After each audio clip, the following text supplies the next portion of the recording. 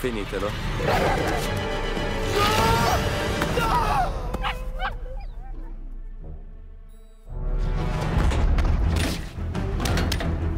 Oh no!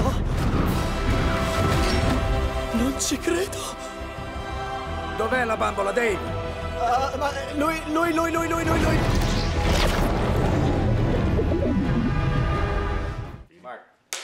We are like magicians trying to deceive people for the purpose of their entertainment. When you go see a magician, you don't want to see how he does it. That's no fun. You want to be fooled. You want to be amazed. You want to be shocked. And that's what we try to do with movies. You know Nick Cage isn't actually a sorcerer. But for those, an hour and 45 minutes, you sure want to forget that he's anything but that.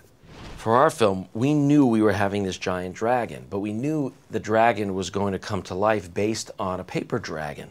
So we had to design our own paper dragon that they could carry, and it can't be too heavy, and it's got to be right. And then you work on how do you get that dragon to turn into a real dragon. But what I think a lot of people don't understand when they see a film is that all these CG effects, you might have a CG dragon, there's no real dragon walking up the side of a building. But if that dragon pulls down a sign, that's a real sign. So you have to build the sign, make an explosion, or rip it out of a building, and then you put the dragon in. So all of these different departments on a film have to work together. In particular, the lighting. Because if the dragon breathes fire, that fire makes light. But if you're putting in the fire later on, you can't put the light in later on the actor. So you've got to light them up at the exact second you want the fire, and you got to make those decisions very early. These kind of fireballs that they throw around, energy balls, and it's something that's fun to watch. It took us a long time to create it and get it the way we wanted it, but Nick certainly shows how he creates it and passes it on to Jay. New York is a fantastic city. It's a financial capital of the world. It's a fashion capital of the world. I mean, it's got so much going on. It's a very small island with all these buildings crowded together, so it's a great place to film.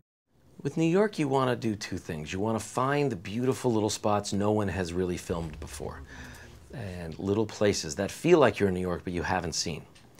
And then you want to go find the places everyone's filmed before and everyone knows. So I wanted to mix in so we knew where we were in New York and find icons. But for example, the Wall Street Bull, and we've seen that in the Wall Street area. But the park, Bowling Green Park, is not something everyone knows about that's right there. It's a beautiful little alleyway that we run through in these little streets at the beginning of the movie. But it comes right after seeing the Statue of Liberty. So you really want everyone to know it's that New York, but it's also an unseen and sort of mysterious New York.